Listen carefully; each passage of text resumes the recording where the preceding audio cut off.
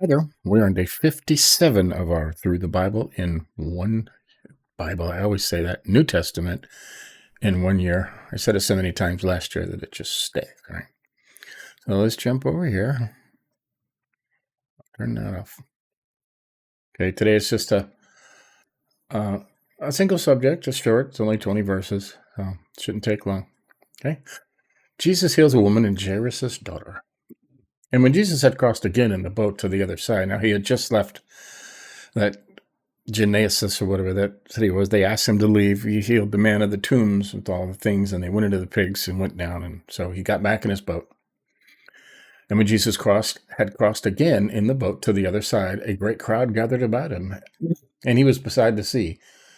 Then came one of the rulers of the synagogue, Jairus by name, and seeing him, he fell at his feet and implored him earnestly, saying, "My little daughter is at the point of death.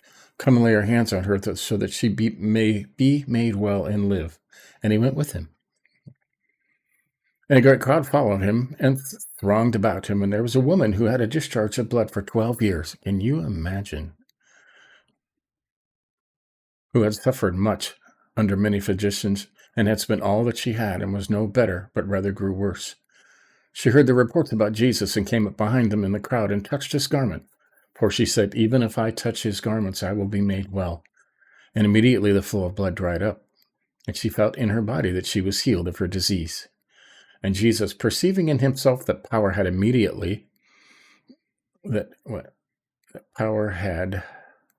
gone out from him, he knows, right? Immediately turned about in the crowd and said, "Who touched my garments?" And his disciples said to him, "You see the crowd pressing around you, and yet you say, 'Who touched me?'" And he looked around and saw who had done it. But the woman, knowing what had happened to her, came in fear and trembling and fell down before him and told him the whole truth. And he said to her, and this is important, "Daughter, your faith has made you well. Go in peace and be healed of your disease." All right? Now, this woman is the only person in the Bible. I mean, he may have been others that aren't in the Bible, but is the only person in the Bible that he called daughter. Okay? That shows an immense love for somebody. If you have kids, you know what your kids mean to you. Wonderful story, huh? While he was still speaking, there came from the ruler's house some who said, "Your daughter is dead. Why trouble the teacher any further?" But overhearing what they said, Jesus said to the ruler of the synagogue, "Do not fear, only believe." And he allowed no one to follow him except Peter, James, and John, the brother of James. They came to the house of the ruler of the synagogue, and Jesus saw a commotion of people weeping and wailing loudly. They used to pay him to do that, you know. And when they had entered, he said to them, "Why are you making a commotion and weeping? This child is not dead, but sleeping." And they laughed at him. But he put them all outside. Out, right? And took the child's father and mother and those who were with him and went in where the child was. Taking her by the hand, he said to her, "Talitha kumi," which means, "Little girl, I say to you, rise." Right? Kumi means rise. And immediately the girl got up and began walking, for she was 12 years of age. And they were immediately overcome with amazement, and he strictly charged them that no one should know this, and told them to give her something to eat. Of course, he had Peter, James, and John with him, right?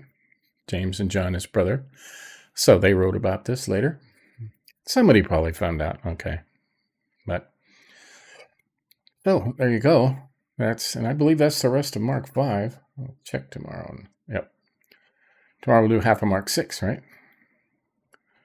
Jesus rejected at Nazareth, right? Sends out the apostles, the death of John the Baptist. Big stuff tomorrow. So there you have it. Again, short studies.